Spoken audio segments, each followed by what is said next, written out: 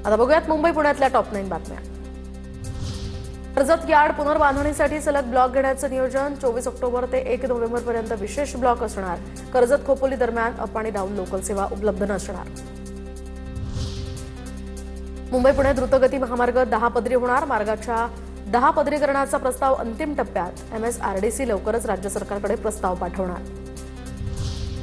म्हाडाच्या वांद्रे पूर्व इथल्या म्हाडा भवन मुख्यालयामध्ये कार्यरत असलेल्या 164 अधिकारी आणि कर्मचाऱ्यांना दिवाळी भेट। घाटकोपर, मुंबई सेंट्रल आणि सायन प्रतीक्षानगर इथल्या सेवा निवासस्थानांचं दिवाळीच्या मुहूर्तावर वितरण। छटपूजा आणि दिवाळीनिमित्त नागपूर पुणे आणि नागपूर मुंबई स्पेशल ट्रेन चालणार। प्रवाशांची गर्दी लक्षात घेता रेल्वे प्रशासनाचा निर्णय, त्यामुळे नागरिकांचा प्रवास सोयीचा होणार।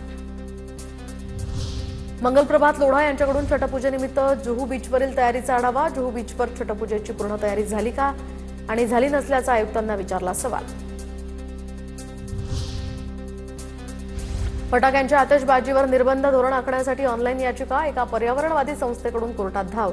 तर रात्री 10 नंतर फटाके फोडण्यावर बंदी घालावी, तसंच फटाके केवळ सणापुरते मर्यादित ठेवण्याचीही मागणी।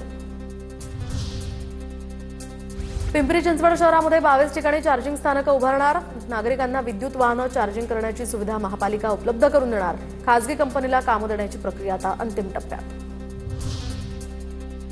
न्यू इंडिया कोऑपरेटिव्ह बँकेच्या माजी व्यवस्थापकाला दिलासा नाही। कोट्यवधी रुपयांच्या घोटाळ्याचं हे प्रकरण।